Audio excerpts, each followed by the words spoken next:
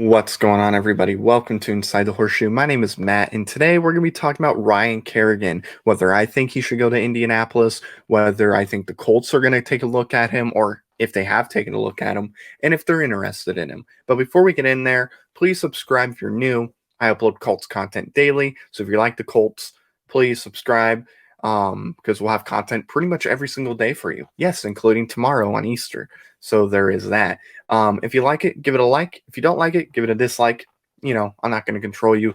Oh, and click the bell too when you subscribe because you'll be notified when we have videos uploaded on this channel. So now let's get into Ryan Kerrigan. He is an Indiana boy. He was born in Muncie, Indiana.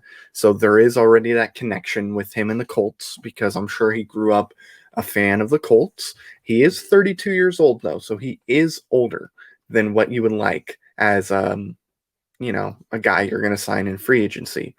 But let's look at his numbers. As we see right here, numbers were a step down from 2019, and he didn't even play his entire season. He only played 12 games rather than 16.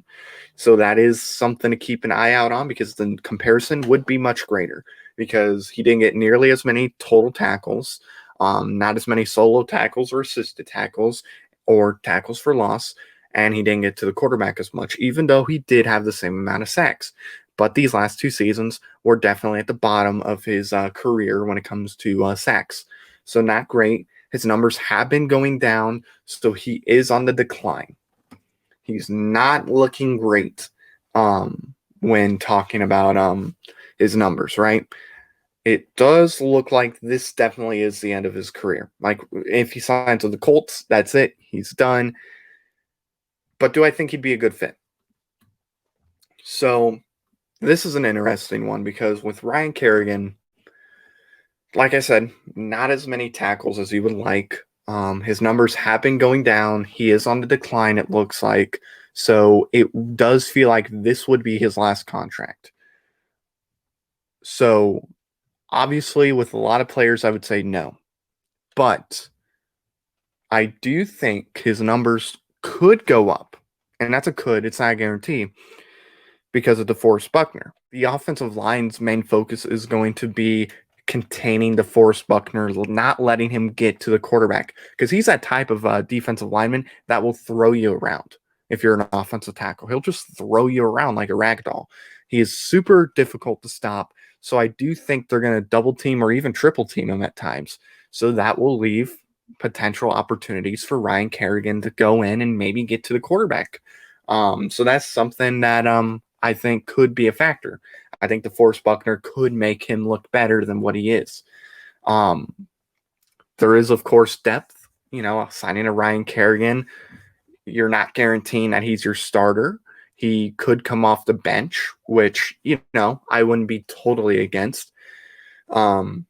Especially if we bring Justin Houston back. I think that's something that we could do with Ryan Kerrigan. We can have him on the bench, or maybe he starts a game or two and Justin Houston comes off the bench. These are different opportunities. These are two different options that could definitely work. But if we're going to compare the guys, because let's say Chris Ballard only wants to sign one or the other. If we're going to compare them, Justin Houston did have a down year.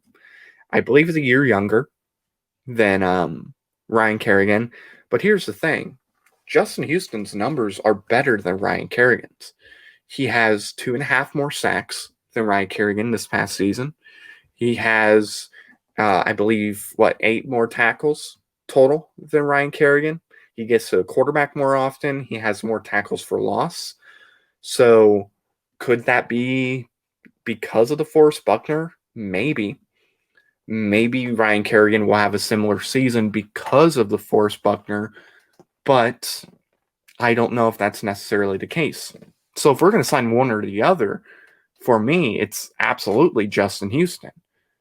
But if we're going to have an opportunity to get both, because Ryan Kerrigan's going to be pretty cheap, I think, would I bring him in? I would. I would definitely bring him in because it adds depth to our defense, which I think is important. I think the more depth you have on your defense, the better. He has started, so he has the experience. So it's not like you're throwing somebody who has no experience or has been, who's a rookie or whatever. He at least will give you that. Um, and his numbers aren't the worst in the league, but really, I mean, they're not great. So, like I said, I can definitely open up for a cheaper contract. So, would I bring him in? Yeah, only if we bring in Justin Houston. But if we're going to choose one or the other, I want Justin Houston. Now, do I think Chris Ballard would bring in Ryan Kerrigan? I think he would only bring Ryan Kerrigan in if his plan is to sign two edge guys in the free agency. If you're going to sign Justin Houston, like if that's the plan, Justin Houston and then an additional guy, then I think Ryan Kerrigan is somebody that interests Chris Ballard because of how affordable he'll be, the experience that he has. I'm sure there's some leadership there with him too. So I do think Chris Ballard would do it in that sense. However, if Chris Ballard's plan is to only bring in one or the other, Ryan Kerrigan is definitely not at the top. Justin Houston would be before Ryan Kerrigan. So that's how I think that would play out. But do I think the Colts will sign him? I think the Colts made up their mind, whether it was yesterday or pretty early on in free agency.